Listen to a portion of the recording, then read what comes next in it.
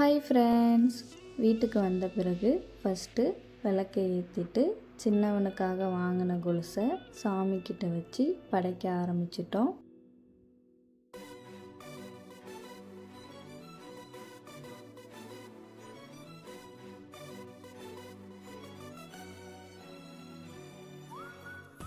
சாமி கும்பிட்டதுக்கப்புறமா கொலுசு போட போனால் சருவா சின்னவனுக்கு நான் தான் போட்டு விடுவேன்னு சொன்னான். சரின்னு நான் அவனை போட்டு விட சொல்லிவிட்டு அப்புறமா நல்லா டைட் பண்ணி விட்டேன் ஃப்ரெண்ட்ஸ். இன்னொரு காலில் நான் அவங்க அப்பாவை போட்டு விட சொன்னேன். அவரும் போட்டு விட்டார். கொலுசு போட்டதுக்கப்புறம் சின்னவனுக்கு அவ்வளோ ஒரு சந்தோஷம் ஃப்ரெண்ட்ஸ்.